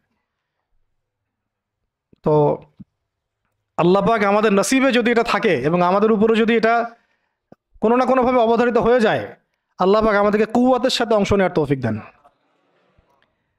এবং সব দিক থেকে, আধ্যাত্মিকভাবে, ইমানের দিক থেকে, আমলের দিক থেকে, আখলাকের দিক থেকে, সমাজের দিক থেকে, জ্ঞানের দিক থেকে আল্লাহ পাক ওই রকম চেতনা এবং প্রস্তুতি আমাদের মনের মধ্যে দান করে দেন। প্রস্তুতি তো আগে মনের বিষয়। তো শেষ করতেছি, এবার এই যায়েদ ইবনে হারেসা রাদিয়াল্লাহু আনহু এখানে আলোচনা হচ্ছে, আমরা কি যুদ্ধ কালকে করব, নাকি মদিনা থেকে সৈন্য পাঠাতে বলবো, নাকি আমরা অন্য কোনো পথে যাব, নাকি ব্যাকফুটে যাব, নাকি পত্র পাঠাবো রাসূলকে জানাবো বিষয়টা। তো দেখা গেল পরের দিন সৈন্য 1 লাখ না, সৈন্য 2 লাখ সৈন্য, আরও গাসসানি গোত্রের বিভিন্ন জায়গা থেকে আরবরা আসছে, আরও 1 লাখ। এবার ফতোয়া কোন জায়গায় যাইতো আমরা হইলে? ফতোয়া যাইতো একটা জায়গায়, এখান থেকে পালাই হিজরত করো, এখান থেকে পালাই হিজরত। তোমরা কি জানো না নিজের জান বাঁচানো ফরজ? আর সুবহানাল্লাহ, এমন একটা ব্যাপার জানেন, শয়তানও কুরআন হাদিস থেকে দলিল দিতে পারে।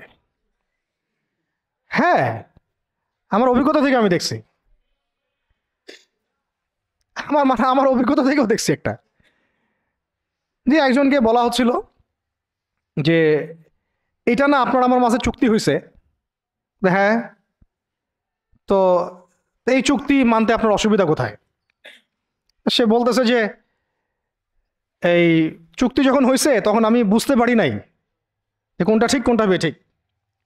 এখন বুঝতে পারছি যে এটা ঠিক ছিল না, আর হাদিসে আছে মুমিন এক গর্তে যেন 2 বার না যায়।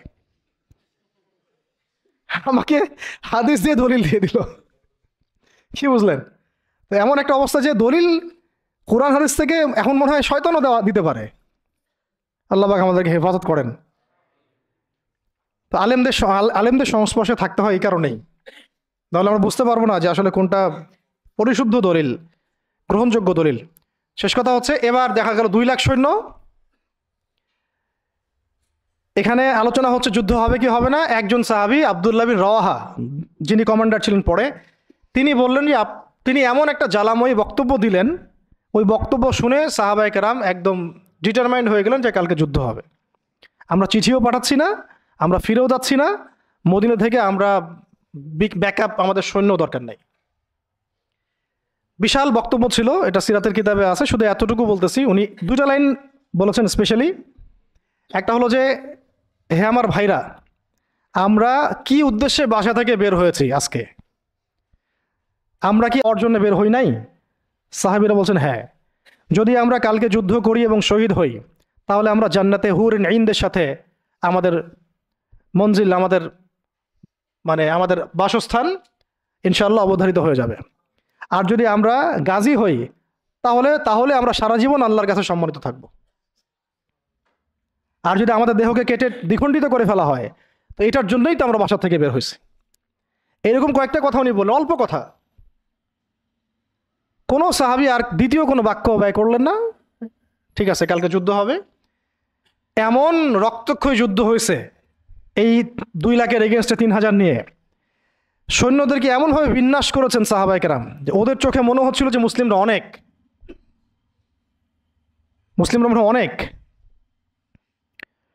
খালিদ বিন ওয়ালিদ রাদিয়াল্লাহু আনহু বলছেন যে ওই দিন শুধু আমার হাতেই 9টা তরোয়াল ভেঙে গেছে। মানে কাফেরদেরকে মারতে মারতে মারতে মারতে এমন একটা অবস্থা হয়েছে আমার 9টা তরোয়াল ভেঙেই গেছে। তাহলে কতজন কাফেরকে তিনি জাহান্নামে পাঠাইছেন সেটা আপনারা চিন্তা করেন। শেষে ছোট নাকি একটা ইয়েমেনের চাকু ছিল, ওই ছোট একটা চাকু দিয়ে আমি যুদ্ধ করছি। এটা বলছেন কে? খালিদ বিন ওয়ালিদ রাদিয়াল্লাহু আনহু। প্রথমে পতাকা যায়েদ বিন হারেসা রাদিয়াল্লাহু আনহুর হাতে ছিল। ওনার ঘোড়া উনি ছুটিয়েছেন, শত্রু বাহিনীর যে এই সারিগুলো কাতারগুলো এটাকে ভেদ করে সামনে চলে গেছেন।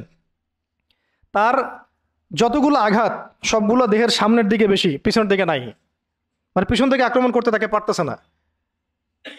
আর যে মানুষ তায়েফের বুকে পাথর নিয়ে এখানে আসছেন, যে মানুষের জীবনে এত চড়াই উতরাই চলে গেছে, এবং যে মানুষ তার প্রিয়তমাকেও ছাড়তে হলো, সেই মানুষের জন্য শাহাদাতের চেয়ে সৌভাগ্যের আর কি হতে পারে, আর কাঙ্ক্ষিত আর কি হতে পারে? দুনিয়া তো তার দেখা শেষ। তিনি তো এখন চাচ্ছেন জান্নাতে যেতে। এই মাঠ থেকে যেন তিনি ফিরতেই চাচ্ছেন না। আর যেহেতু নবী সাল্লাল্লাহু আলাইহি ওয়াসাল্লাম বলেছেন যদি যায়েদ শহীদ হয় তাহলে তুমি পতাকা নিও, তো তিনি তো জানেন তিনি আর ফিরবেন না। আর কোনো সাহাবী ফেরার জন্য কখনো ময়দানে যান নাই। তো তিনি সেখানে শহীদ হয়ে যান। তার গায়ে প্রায় 50টা আঘাতের চিহ্ন ছিল। দূর থেকে একটা বর্ষাও কিন্তু খুব কঠিন বিষয়। একটা লোহার বর্ষা গায়ের ভিতর ঢুকে যাওয়া এত চারটাখানি কথা না। এর চেয়ে তো বুলেট লাগাও সহজ মনে হয়। একটা বর্ষা ঢুকে যাওয়া আর সেই অবস্থায় যান চলে যাওয়া, এইভাবে তার শাহাদত হলো। যায়েদ বিন হারেসা রাদিয়াল্লাহু আনহুর নাম ইতিহাসে অমর হয়ে থাকলো। এরপরে পতাকা হাতে নেন আব্দুল্লাহ বিন রাওয়াহা রাদিয়াল্লাহু আনহু। তার ব্যাপারে ইনশাআল্লাহ আরেকদিন কথা হবে। তিনি তো নিজের মনে ঘোড়ার পা কেটে ফেলছেন। তিনি এবং জাফর ইবনে আবি তালিব রাদিয়াল্লাহু আনহু তারা ঘোড়ার পা কেটে ফেলছেন, যাতে ঘোড়ায় চড়ে পালিয়ে যাওয়ার কোনো সুযোগ চিন্তাও মাথায় না আসে। এবং তিনি একটা কবিতা আবৃত্তি করেছিলেন। আব্দুল্লাহ বিন রাওয়াহা রাদিয়াল্লাহু আনহু অনেক বড় মাপের কবি ছিলেন। এত সুন্দর লিখতে পারতেন, কবিতা আবৃত্তি করতে পারতেন, বলতে পারতেন। এটা অনন্য ছিল তার কাছে। খন্দকের দিন তিনি কবিতা আবৃত্তি করছিলেন। আল্লাহুম্মা লাউলা আনতা মাহতাদাইনা ওয়ালা তাসাদদাকনা ওয়ালা সাল্লাইনা, এরকম করে কবিতা আবৃত্তি করছিলেন। নাহনু আল্লাযী বায়উ মুহাম্মাদা আলাল জিহাদি মা বাকিনা আবাদা। আরবি কবিতাগুলো সুবহানাল্লাহ এত সুন্দর। তো তিনি কবিতা আবৃত্তি করতে করতে যুদ্ধ করতে করতে শহীদ হয়েছেন আব্দুল্লাহ বিন রাওয়াহা রাদিয়াল্লাহু আনহু। এরপরে জাফর রাদিয়াল্লাহু আনহু পতাকা নেন এবং যে হাতে পতাকা নিয়েছেন সেই হাতটা কেটে পড়ে গেছে। একজন আঘাত করছে রোমান সৈন্যদের মধ্যে। রোমান অনেক প্রশিক্ষিত ছিল, তার মধ্যে 2 লাখ নিয়ে আসছে। একজন সাহাবীর চারপাশে কতজন ঘিরে ফেলছে এটা তো ঠিক নাই। এগুলো আমরা কি দেখি গণতান্ত্রিক মারামারি, এগুলো তো কিছু না। ওটা তো সম্মুখ সমরের ব্যাটল ফিল্ড ছিল। আর সম্মুখ সমরের ব্যাটল ফিল্ড এখন কি মিসাইল মারা হয় দূর থেকে, এক জায়গা থেকে মিসাইল মারছে আরেক জায়গায় গিয়ে পড়তেছে। কাপুরুষের যুদ্ধ এগুলো তো কাপুরুষদের যুদ্ধ। এটা ছিল সম্মুখ সমর ব্যাটল, এটাই ছিল ব্যাটল। একজনকে মিনিমাম এখানে 50 জনের সাথে ডিল করতে হচ্ছে। আর চিন্তা করেন সাহাবীরা কি কি পারদর্শী ছিলেন যুদ্ধে, কি পরিমাণ সাহসী ছিলেন, কি পরিমাণে তারা দুরন্ত ছিলেন। হ্যাঁ, কি পরিমাণে তারা দুঃসাহসী ছিলেন। শুধু সাহসী বললে ভুল হবে, দুঃসাহসী ছিলেন। কি শৌর্যবীর্য ছিল আর কি পরিমাণ কৌয়াত ছিল তাদের কাছে। আর কত প্রশিক্ষিত স্কিল ছিলেন তারা, যে একাই 10 জন 20 জন 50 জনকে বার্তা দিতেন না। তো আর আমাদের তো সব যুদ্ধ আর ফেসবুকে, আর কি যত কাজ সব ফেসবুকে। অর্থাৎ বাস্তবিকভাবে কিন্তু দেখবেন যে 1 জন 2 জনের সাথেও ফাইট করার মতো হয়তো ওই ক্যাপাবিলিটিও নাই। ওর চেয়ে দেখা যায় কাফেররা অনেক শক্তিশালী হয়ে বসে আছে। তো এগুলো আবেগ ছাড়তে হবে, বাস্তববাদী হতে হবে। ঈমান আমল তাকওয়ার সাথে সব ধরনের প্রিপারেশন যেটাকে আমরা বলি এদাদ, শারীরিক মানসিক সব দিক থেকে প্রস্তুতির দরকার আছে। আর এটা মুসলিম রাষ্ট্রের সেনাবাহিনীর কাজ, মুসলিম রাষ্ট্রের সেনাবাহিনী, অন্যান্য ফোর্সদেরও কাজ এগুলো। তাদেরকে তো এইসব চেতনা কখনো মনে শোনানোই হয় নাই। যা শুনে তারা হয়তো সেটা ব্যক্তিগতভাবে তারা শোনে। সিস্টেম তো এরকম না, সিস্টেম তো তাদেরকে এইসব জাজবায় কখনো উদ্বুদ্ধই করবে না যে আপনারা একটা ভালো প্রফেশনে আছেন, যদি এই প্রফেশনের দিক থেকে অনেস্ট থাকতে পারেন, সৎ থাকতে পারেন, আল্লাহর জন্য যুদ্ধ করতে পারেন, শহীদ হয়ে যাবেন। এটা কি বলা হয়? বরং বলা হয়, এমন জাতিসংঘের মিশনে যান, ওখানে গেলে টাকা পাবেন। আর ওই মিশন কাফেরদের পক্ষে, মুসলমানদের বিরুদ্ধে মুসলমানকে লাগায় দেয়, রাখে ওদের ভাড়াটে সৈন্য হিসেবে কাজ করায়। আমাদের শক্তি তারা নিচ্ছে, আমাদের জনবল নিচ্ছে, নিয়ে আমাদের এগেনস্টেই প্রয়োগ করতেছে। আল্লাহ পাক আমাদের ভাইদেরকে বুঝ দেন। ইনশাল্লাহ ভাইরাও বুঝবে একদিন না একদিন। এই বুঝ ঠেকা রাখা যাবে না। এই হেদায়েত, এই বুঝ, এই আলোগুলো কেউ ঠেকা রাখতে পারবে না। আল্লাহ দিল থেকে দিলে ছড়াই দিবেন ইনশাল্লাহ। কোনো কিছু করে কোনো লাভ হবে না, মানে কোনো কিছু করেই কোনো লাভ হবে না। কাউকে দমায় দেওয়া, থামায় দেওয়া, কোনো জাতিগোষ্ঠীকে নির্মূল করা, রাজনৈতিক আগ্রাসন, অর্থনৈতিক স্যাংশন, কিছু করে লাভ হবে না। এই আলো এবং এই জজবা, এই আগুন দিল থেকে দিলে আল্লাহ জ্বালাই দিবেন ইনশাআল্লাহ। এগুলো জাস্ট সময়ের ব্যাপার, শুধু সময়ের ব্যাপার এগুলা। শেষমেশ আরেকটা হাতে যখন পতাকা নিয়েছেন তিনি, এই হাতটাও কেটে পড়ে গেছে। ওই অবস্থা চিন্তা করেন, তখন তিনি বুকের সাথে পতাকাটাকে এভাবে জড়ায় ধরে রাখছেন। কে? জাফর ইবনে আবি তালিব রাদিয়াল্লাহু আনহু। ব্যাস, তারপরে কাফের কয়েকজন এসে তাকে দ্বিখণ্ডিত করে ফেলে। জর্ডানে এখনো তাদের রওজা, কবর এখনো আছে, তাদের কবর এখনো ওখানেই আছে, মোতার প্রান্তরেই আছে। এইভাবে মুসলিমদের মধ্যে শহীদ হয়েছে মাত্র 12 জন সাহাবী। মাত্র 12 জন সাহাবী শহীদ হয়েছেন এই যুদ্ধে, মোতার যুদ্ধে। আর আমি তো বললাম খালিদ বিন ওয়ালিদ রাদিয়াল্লাহু আনহু একাই 9টা তরোয়াল ভাঙছেন। এরপরে পতাকা হাতে নেন খালিদ ইবনুল ওয়ালিদ রাদিয়াল্লাহু আনহু, এবং তিনি এমনভাবে সাহাবীদেরকে ফাংশন করেছেন যে যুদ্ধও করছেন, আবার ব্যাকফুটেও আসছেন, আবার সামনে যান, আবার পিছনে আসেন, সামনে সৈন্য পিছনে, পিছনের সৈন্য সামনে, ডানেরটা বামে, বামেরটা ডানে। ওরা হকচকায় গেছে, মনে করছে যে মনে হয় অনেক ফোর্স মনে হয় পিছন থেকে আসতেছে। আর আল্লাহ পাকের সাহায্য তো আছেই, ফেরেশতা নাজিল করে আল্লাহ সাহায্য করেন। ওদের মনে আল্লাহ ত্রাস সৃষ্টি করে দিয়েছেন, ভয়ে। আল্লাহ পাক কাফেরদের মনে ভয় সৃষ্টি করে দিয়েছেন।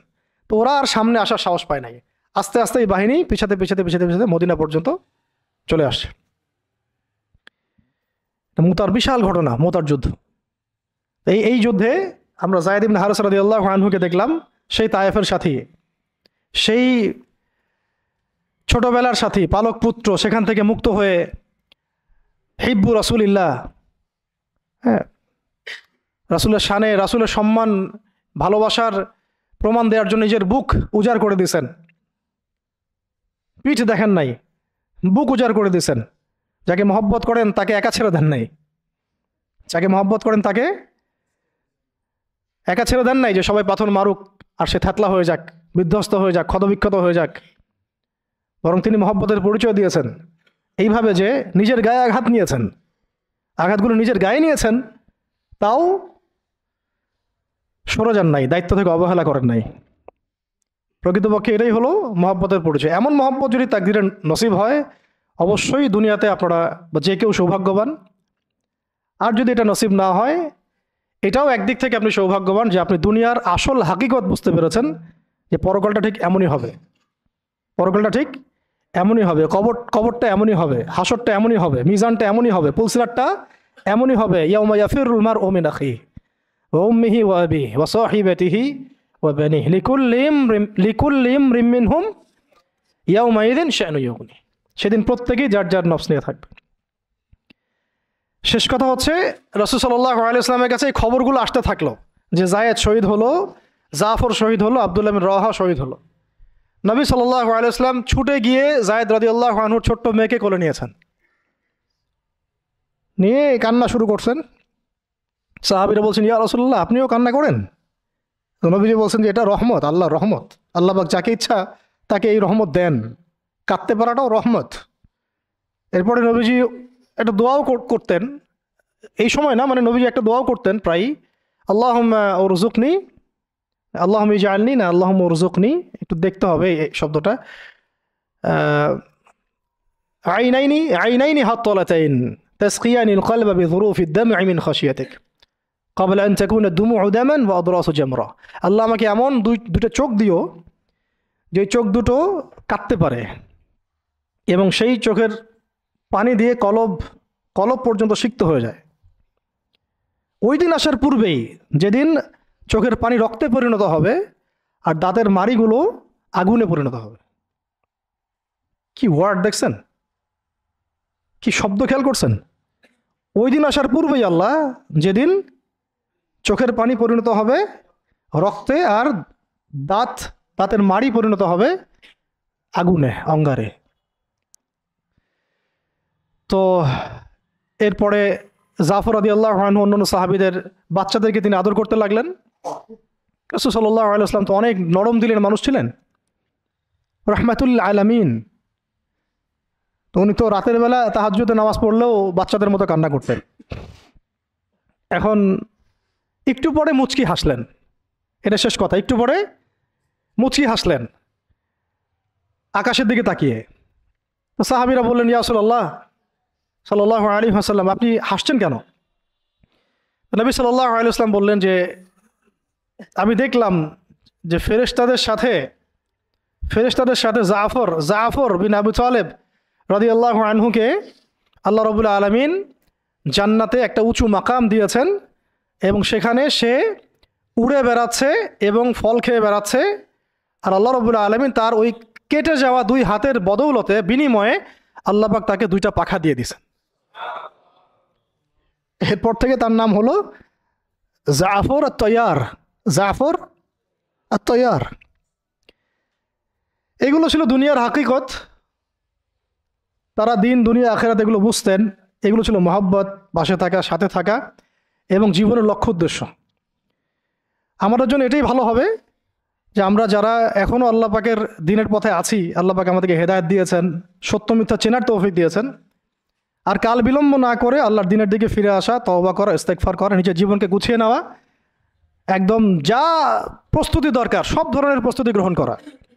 পড়াশোনা, আখলাক, ওলামা ইকরামের সোহবত, হ্যাঁ, অর্থনৈতিক প্রিপারেশন, পারিবারিক বলেন, ইত্যাদি ইত্যাদি, শারীরিক জামাবদ্ধ দাওয়াত, তাবলীগ, মেহনত এবং জিহাদের জজবাও রাখা, এবং সামনের দিনগুলোর ব্যাপারে সতর্কও থাকা, আশাবাদীও থাকা এবং দোয়া বেশি বেশি করতে থাকা। ইনশাআল্লাহ তাআলা সামনে এমনও সময় আসবে যে অনেক সংগ্রাম, রক্ত, অন্ধকারের পরে কিন্তু একটা আলোর আভাস আমরা পাচ্ছি।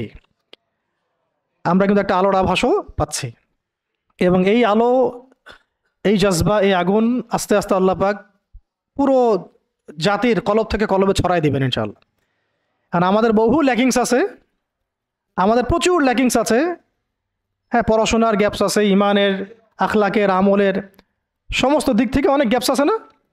এই গ্যাপসগুলো আল্লাহ পূরণ করে দিতে পারেন মুহূর্তেই। এই গ্যাপসগুলো আল্লাহ পাক দোয়ায় পূরণ করে দিতে পারেন, ইস্তেগফারে পূরণ করে দিতে পারেন। আল্লাহ কবুল করলে আল্লাহ পাক সব কিছুর ব্যবস্থা করে দিতে পারেন। তা আমাদের সেই খালেস নিয়াত রাখতে হবে, সেই জাজবাও থাকতে হবে এবং দোয়ার সাথে চেষ্টাও থাকতে হবে। দোয়ার সাথে চেষ্টাও থাকতে হবে এবং অবশ্যই সবর করতে হবে। একদিনে কোনো কিছু হাসিল হবে না। সামনে যত বাধা বিপত্তি আসুক, বাঁচি মরি, কি হয় না হয়, যত রকম বাধা বিপত্তি আসুক না কেন, লক্ষ্য থেকে সরে যাওয়া যাবে না। নিজেকেও হাঁটতে হবে, নিজের ওই সাথী ভাইদেরকে নিয়েও হাঁটতে হবে। এবং আমরা চাই এখন যায়েদ ইবনে হারেসা রাদিয়াল্লাহু আনহুর মতো এমন মানুষ, এমন প্রিয়জন, এমন কাছের মানুষ যারা নিজের বুকে পাথর নিবে কিন্তু মহব্বতের মানুষের গায়ে পাথর লাগতে দিবে না, প্রকৃত ভালোবাসার নিদর্শন দিবে আর কি। বদরের সাহাবীদের মতো, উহুদের সাহাবীদের মতো, খন্দক, খায়বার আর মুতার এই বীর সাহাবীদের মতো। তাদের হাতে ইতিহাস রচিত হয়েছে, যে ইতিহাসের এখন আমরা একটা অংশ হয়ে আছি, যে ইতিহাসের গল্প আমরা এখন শুনছি। এখন সময় আসছে উম্মার এই সংকটে ইতিহাসকে নতুন করে লেখার। ইতিহাস লিখতে হলে সেরকম কবুলিয়াত হাসিল করতে হবে। আল্লাহ পাক যেন সবাইকে সেই কবুলিয়াত হাসিল করার তৌফিক দেন এবং আমরা আমাদের সমস্ত অপারগতা, সমস্ত গুনাহ, আমাদের যত ল্যাকিংস আছে সব আল্লাহর কাছে পেশ করছি। আল্লাহ পাক আমাদের সমস্ত ত্রুটিগুলো যেন সংশোধন করে দেন, সমস্ত গ্যাপসগুলো ফুলফিল করে দেন, যত গুনাহ আল্লাহ মাফ করে দেন, এবং যেভাবে চললে বললে আমল করলে আমরা সেই মাকাম হাসিল করতে পারবো, সেই গন্তব্য হাসিল করতে পারবো, ওইভাবে আল্লাহ যেন করায় নেন আমাদেরকে দিয়ে। কারণ আমাদের কোনো শক্তি নেই, কোনো ক্ষমতা নেই, এবং চেষ্টা করার মতো করার তৌফিক আল্লাহ আমাদেরকে দেন। আল্লাহ পাক আমাদের সব দিনী ভাইদেরকে, বোনদেরকে, এবং আমাদের উম্মায় যারা কাজ করতেছেন যে ব্যানারই হোক, আমরা সব ভাইদের ব্যাপারে শুভাকাঙ্ক্ষী থাকব। সবার মধ্যেই কিছু গ্যাপস থাকতে পারে, আমরা সবাই ব্যক্তিগতভাবে গুনাহগার, কিন্তু উম্মার এই অবস্থায় আমরা কাদা ছড়াছড়ি করব না, দলাদলি করব না। উম্মার এই অবস্থায় আমরা একে অপরের সাথে বিদ্বেষ এইসবে যাব না। হ্যাঁ, আমরা আমাদের মতো করে হৃদ্যতার বন্ধনটা ঠিক রাখার চেষ্টা করব। আর হক আর বাতিল আল্লাহ পাক জানেন, আল্লাহ পাক হকপন্থীদেরকে বিজয় দিবেন ইনশাআল্লাহ। ঠিক আছে? আর লৌকিকতা থেকে বেঁচে থাকতে হবে। লৌকিকতা, লোক দেখানো বিষয়, এই অনলাইন অ্যাক্টিভিজম, অনলাইনের যে আসক্তি, হ্যাঁ, এইটাকে এই ইলিউশনের একটা জগৎকে বাস্তব মনে করা, এই সব বিষয়গুলো থেকে ফারেক থাকা, মাঠ পর্যায়ে কাজ করতে হবে। মাঠ পর্যায়ে যে ভাইরা কাজ করতেছেন তাদের সাথে থাকা দরকার আছে, এবং আমাদের যে মুসলিম ভাইরাই কাজ করতেছেন সবার হাত শক্তিশালী করার দরকার আছে। ঠিক আছে? আল্লাহ পাক আমাদের সবাইকে সাহাবীদের মতো কবুল করেন। আল্লাহ পাক আমাদের সবাইকে সাহাবায়ে কেরামের সেই আকীদা, আমল, মানহাজ এবং সেই তরিকা মোতাবেক চলার তৌফিক দান করেন।